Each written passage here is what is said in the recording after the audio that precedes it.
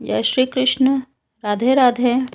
आज हम सुनेंगे षटतिला एकादशी व्रत की कथा। षटतिला एकादशी माघ मास के कृष्ण पक्ष में आती है। तो कथा इस प्रकार है। श्री कृष्ण भगवान के श्री मुख से मन को आनंद एवं संतोष देने वाली एकादशियों के व्रत की उत्तम कथाएं सुनकर अर्जुन ने श्रद्धापूर्वक उन्हें नमन किया और बोले, हे मधुसूदन, आपके मुख से कथाएं सुनकर मुझे अपार आनंद मिला है। हे जगदीश्वर, कृपा करके एकादशियों की कथाएं सुनाने का कष्ट करें। हे पार्थ, अब मैं माघ मास के कृष्ण पक्ष की षटतिला एकादशी व्रत की कथा सुनाता हूँ। एक समय दालभ्य ऋषि ने पुलस्त्य ऋषि से पूछा, हे मुनीश्वर, मनुष्य मृत्युलोक में ब्रह्म हत्या आदि महान पाप करते हैं और दूसरे के धन की चोरी तथा दूसरे की उन्नति देखकर ईर्ष्या आदि करते हैं। ऐसे सभी पाप मनुष्य क्रोध, ईर्ष्या, उत्तेजना और अज्ञानतावश करते हैं और बाद में पश्चाताप करते हैं कि हाय, यह मैंने क्या किया। हे महामुनि, ऐसे प्राणियों को नरक से बचाने का क्या उपाय है? कोई ऐसा उपाय बताइए जिससे ऐसे प्राणियों को नरक प्राप्त ना हो। ऐसा कौन सा दान पुण्य है जिसके प्रभाव से नरक यातना से बचा जा सकता है? यह सब आप कृपा पूर्वक कहिए। इस पर पुलस्त्य महात्मा बोले, हे महाभाग, आपने मुझसे अत्यंत गंभीर प्रश्न पूछा है। इससे संसारी जनों का बहुत लाभ होगा। जिस भेद को इंद्र आदि देवता भी नहीं जानते, वह भेद मैं आपको अवश्य ही बताऊंगा। माघ मास आने पर मनुष्य को स्नान आदि से शुद्ध रहना चाहिए और इंद्रियों को वश में करके तथा काम, क्रोध, लोभ, मोह, ईर्ष्या तथा अहंकार आदि से सर्वथा बचना चाहिए। पुष्य नक्षत्र में गोबर, कपास, तिल मिलाकर कंडे या उपले बनाना चाहिए। उन कंडों से 108 बार हवन करें। जिस दिन मूल नक्षत्र और एकादशी तिथि हो, तब अच्छे पुण्य देने वाले नियमों को ग्रहण करना चाहिए। स्नान आदि नित्य क्रिया से देवों के देव भगवान श्री विष्णु का पूजन कीर्तन करना चाहिए। एकादशी के दिन व्रत करें और रात्रि को जागरण तथा हवन करें। उसके दूसरे दिन धूप दीप नैवेद्य से भगवान का पूजन करें और खिचड़ी का भोग लगाना चाहिए। उस दिन भगवान को पेठा, नारियल, सीताफल या सुपारी सहित अर्घ्य देना चाहिए और फिर इस प्रकार उनकी स्तुति करनी चाहिए। हे भगवान, आप निराश्रितों को शरण देने वाले हैं। आप संसार में डूबे हुए का उद्धार करने वाले हैं। हे पुंडरीकाक्ष, हे कमल नेत्रधारी, हे विश्व विधाता, हे सुब्रमण्यम, आप लक्ष्मी जी सहित मेरे इस तुच्छ अर्घ्य को स्वीकार कीजिए। इसके पश्चात ब्राह्मण को जल से भरा कुंभ तिल का दान करना चाहिए। यदि संभव हो तो ब्राह्मण को गौ और तिल दान देना चाहिए। इस प्रकार मनुष्य जितने तिल दान करता है, वह उतने ही सहस्त्र वर्ष स्वर्ग में निवास करता है। पहला तिल स्नान, दूसरा तिल की उबटन, तीसरा तिलोदक, चौथा तिल का हवन, पांचवा तिल का भोजन, छठवां तिल का दान।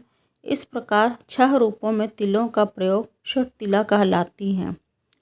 इस प्रकार अनेक पाप हमारे दूर हो जाते हैं। ऐसा कहकर पुलस्त्य ऋषि बोले, अब मैं एकादशी की कथा कहता हूँ। एक दिन नारद ऋषि ने भगवान से षटतिला एकादशी के संबंध में पूछा। वे बोले, हे भगवान, आपको नमस्कार है। षटतिला एकादशी के व्रत का पुण्य क्या है? उसकी क्या कथा है? सो कृपा कर कहिए। नारद की विनती सुनकर श्री विष्णु भगवान बोले, हे नारद, मैं तुमसे आँखों देखी सत्य घटना कहता हूँ। ध्यानपूर्वक सुनो। प्राचीन काल में मृत्युलोक में एक ब्राह्मणी रहती थी। वह सदैव व्रत किया करती थी एक समय वह 1 माह तक व्रत करती रही।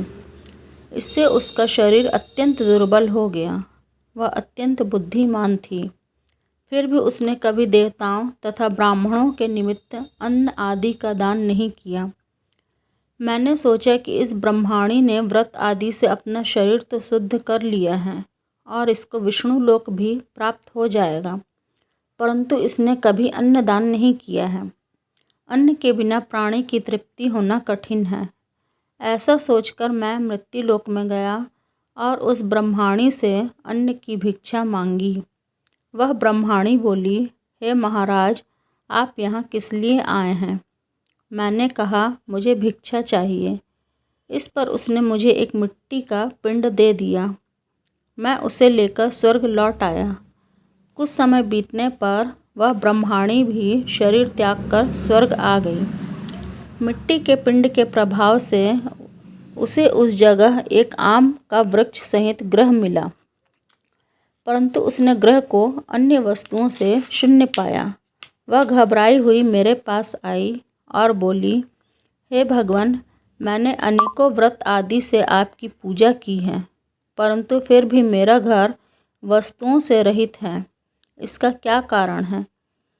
मैंने कहा, तुम अपने गृह को जाओ और जब देव स्त्रियां तुम्हें देखने आएं, तब तुम उनसे षटतिला एकादशी व्रत का महात्म्य और विधि पूछना। जब तक वह तुम्हें ना बताएं, तब तक द्वार ना खोलना। भगवान के ऐसे वचन सुनकर वह अपने घर को गई और जब देव स्त्रियां आ गईं और द्वार खुलवाने लगी, तब वह ब्राह्मणी बोली, यदि आप मुझे देखने आई हैं तो पहले षटतिला एकादशी का महात्म्य कहिए। उनमें से एक देव स्त्री बोली, यदि तुम्हारी यही इच्छा है तो सुनो, मैं तुम्हें एकादशी व्रत और उसका महात्म्य विधि सहित कहती हूँ। जब उसने षटतिला एकादशी का महात्म्य सुना दिया, तब उस ब्राह्मणी ने द्वार खोला। देव स्त्रियों ने उसको सब स्त्रियों से अलग पाया। उस ब्रह्माणी ने भी देव स्त्रियों के कहे अनुसार षटतिला का व्रत किया और इसके प्रभाव से उसका गृह धन धान्य से भरपूर हो गया। अतः हे अर्जुन, मनुष्यों को मूर्खता त्याग कर षटतिला एकादशी का व्रत करना चाहिए। इससे मनुष्यों को जन्म जन्म की आरोग्यता प्राप्त हो जाती है। इस व्रत से मनुष्य के समस्त पाप नष्ट हो जाते हैं। इस व्रत से जहाँ हमें शारीरिक शुद्धि और आरोग्यता प्राप्त होती है, वहीं अन्न तिल आदि दान करने से धन धान्य में वृद्धि होती है। इससे यह भी ज्ञात होता है कि प्राणी जो जो जैसा दान करता है, शरीर त्यागने के बाद उसे वैसा ही फल प्राप्त होता है। अतः धार्मिक कृत्यों के साथ साथ हमें दान आदि अवश्य करना चाहिए। शास्त्रों में वर्णन है कि बिना दान आदि के कोई भी धार्मिक कार्य संपन्न नहीं माना जाता है। जय श्री कृष्ण। राधे राधे। यदि आपको मेरा चैनल अच्छा लगे तो इसे लाइक करिए और सब्सक्राइब करिए।